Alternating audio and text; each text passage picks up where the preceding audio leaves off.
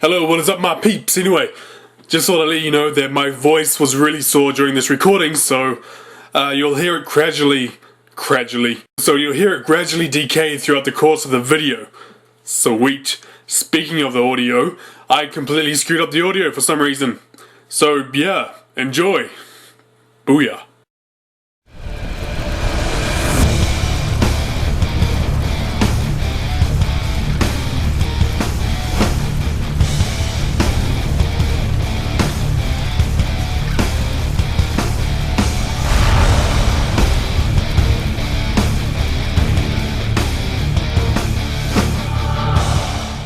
Wwe Raw 2 is a game that was released in late-ish 2003 for the Xbox. This game was developed by Anchor Incorporation.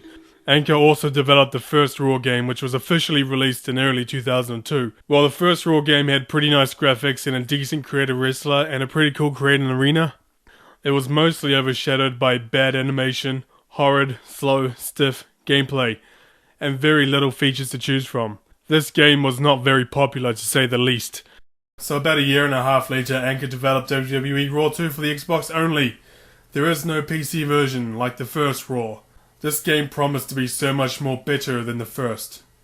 It had a much more updated roster, a ton of new matches, not to mention an all new kind of season mode. Also, this game had such a kick-ass trailer.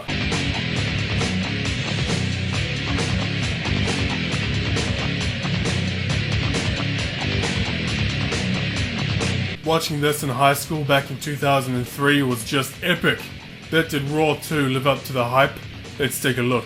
Right off the bat, the menu looks quite cool. You can instantly see some of the new features that this game has. I'll get to them later. For now, let's play a match. Now, a lot of these sub-menu screens, for example, the match select screen, they have a lot of real-life wrestling footage in the background, which is actually pretty cool to look at. And because of YouTube and its copyright, I am unable to show it, but I can tell you that it looks pretty good. A lot of the matches you expect to see are there. You have the hardcore match, the street fight, the ladder match, the table match, the TLC match, the battle royal, the cage match, and a Hell in a Cell. There is definitely an improvement on the match types compared to the first Raw. There is a versus screen you see before you play the match. But you know, I can appreciate how they tried to capture the feel of the actual Raw TV show. The entrances look really good.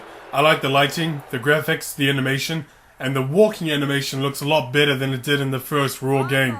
You see this little press A to skip button at the top of the screen, which is pretty annoying because it's there for the entire duration of the entrance. Why? I have no idea. We aren't that stupid. You can push X to interfere while the wrestler is making their way to the ring, but you can only do it at a very specific time. Gameplay time. This is where the game immediately becomes disappointing. Why? Well, remember how I said how the first Raw game had horrid, slow, stiff gameplay? Well, it seems like they didn't bother to really improve on that.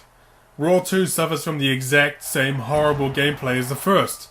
Seriously, the animations still look funny, a lot of the moves still look weird, the controls are the same, and the hit detection is flawed, the camera angles can still look like crap, although the main camera angle is on the side of the ring as opposed to the first Raw where the main camera angle had you looking all the way down the ramp.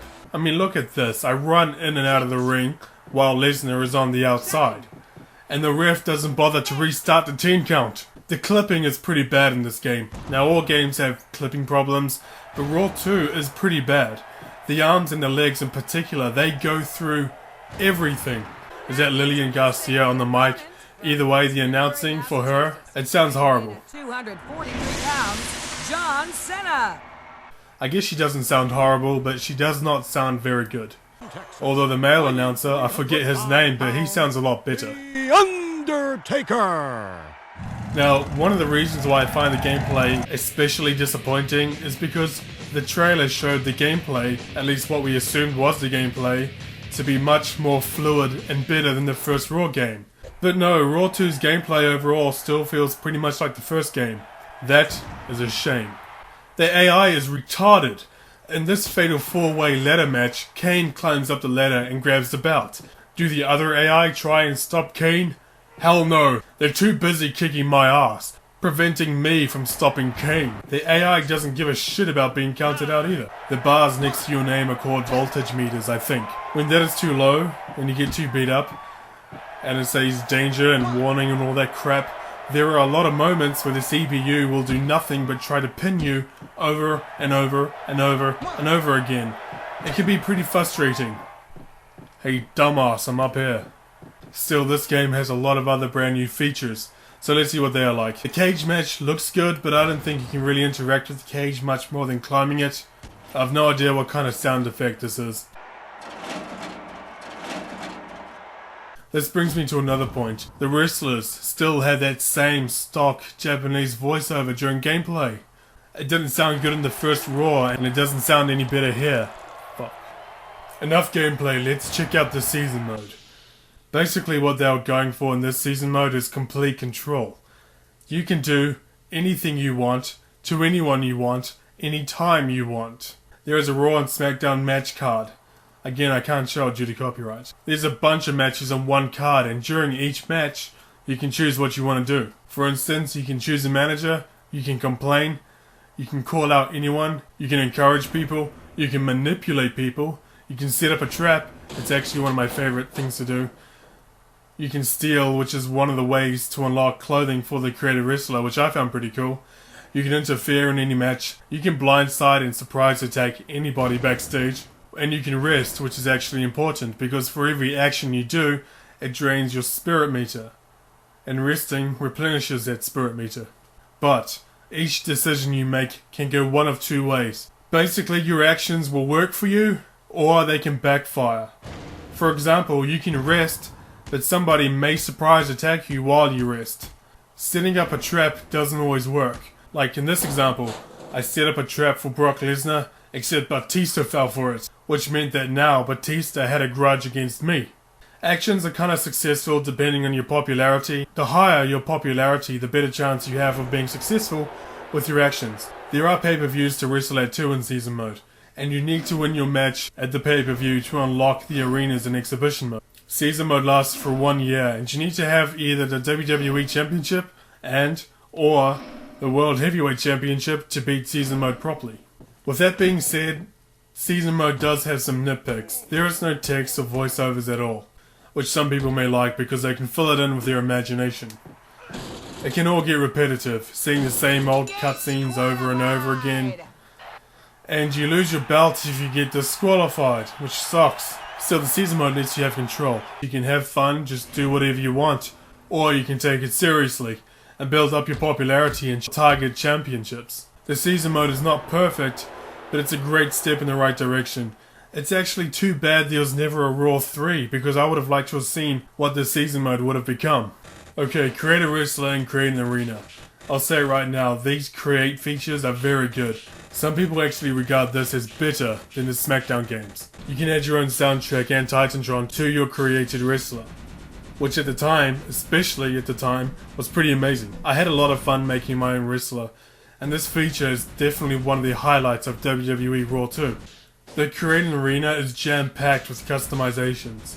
There's actually too many for me to list, but I can tell you it's pretty sweet. There are also a lot of moves to choose from in this game, and you can customize them specifically. I don't think there's actually as many moves as the SmackDown games, but still it has a pretty good variety to choose from. You can also change the appearance of any wrestler in the game as well, kinda like No Mercy, which I'm sure a lot of people would like. You have a King in the Ring mode, which is pretty cool to see, but what I like in this game is a Royal Rumble. This Royal Rumble, unlike the SmackDown games at the time, you actually eliminate wrestlers the same way you see on television. I didn't expect to see that, to be honest. Heck, you can even leave the ring and go on the outside as you please. Doing that whenever you want is actually pretty cool, in my opinion. I mean, in the SmackDown games, you're forced to stay inside the ring during the Royal Rumble, which is understandable, but I don't know, it feels like kind of tight and claustrophobic.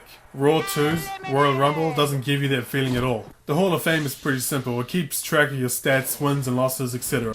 Overall, Raw 2 really is a huge improvement over the first Raw, with all the extra features, match types, up-to-date roster, create a wrestler, etc.